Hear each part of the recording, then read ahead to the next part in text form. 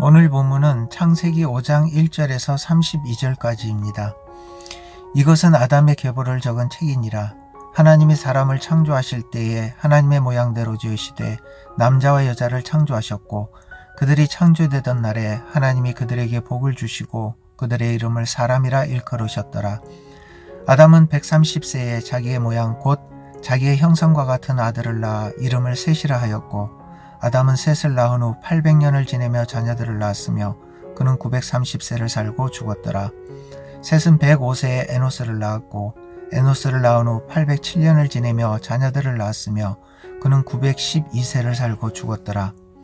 에노스는 90세에 게난을 낳았고, 게난을 낳은 후 815년을 지내며 자녀들을 낳았으며 그는 905세를 살고 죽었더라. 게난은 70세에 마할랄레를 낳았고, 마할랄레를 낳은 후 840년을 지내며 자녀들을 낳았으며 그는 910세를 살고 죽었더라. 마할랄렐은 65세에 야렛을 낳았고, 야렛을 낳은 후 830년을 지내며 자녀를 낳았으며 그는 895세를 살고 죽었더라. 야렛은 162세에 에녹을 낳았고, 에녹을 낳은 후 800년을 지내며 자녀들을 낳았으며 그는 962세를 살고 죽었더라.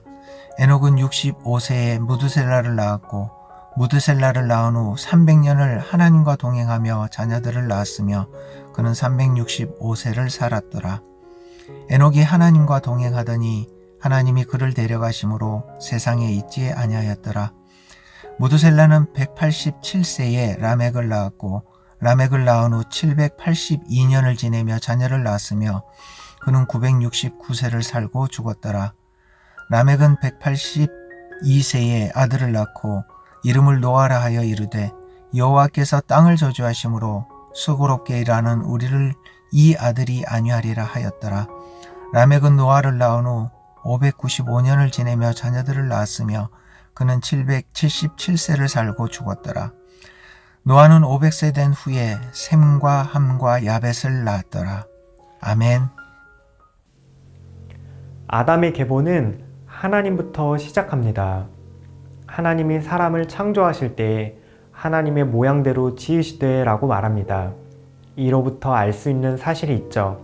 하나님 나라 백성의 삶의 모든 근원은 하나님께로부터 시작한다는 사실입니다.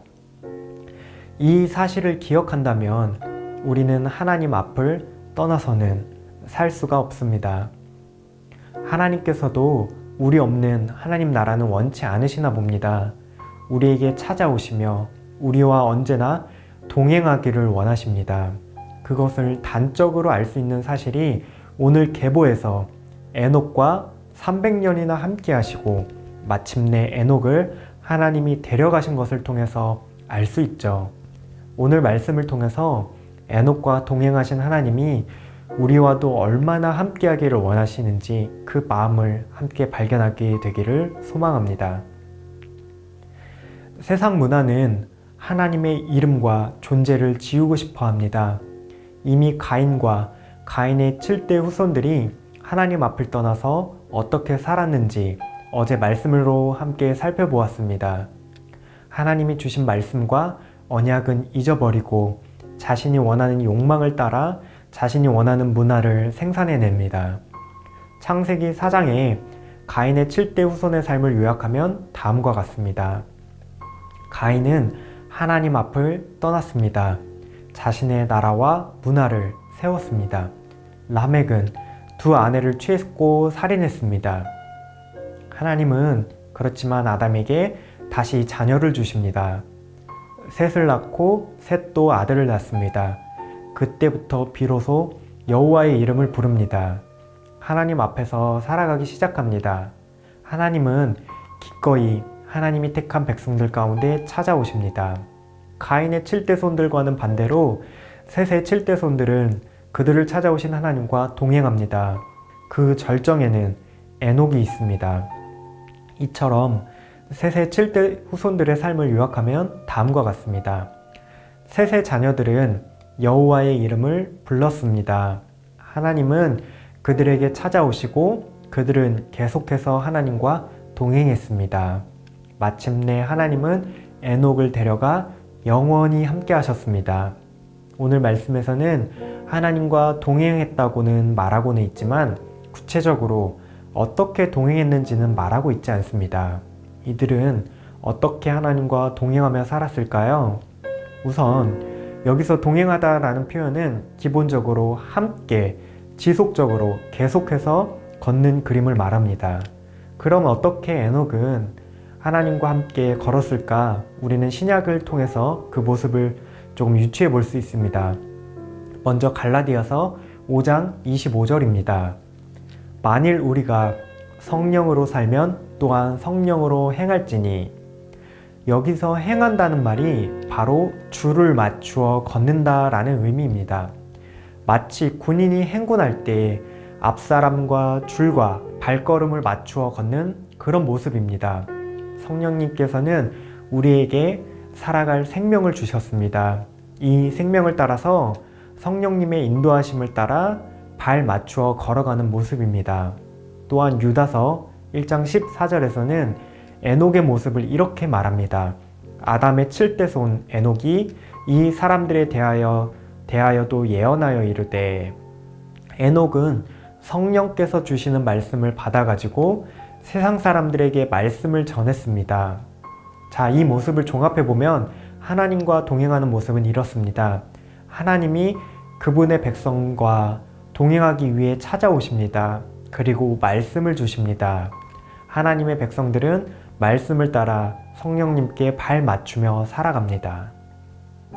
그렇습니다. 하나님은 우리에게 찾아오는 분이시고 말씀을 주시며 동행하는 분이십니다.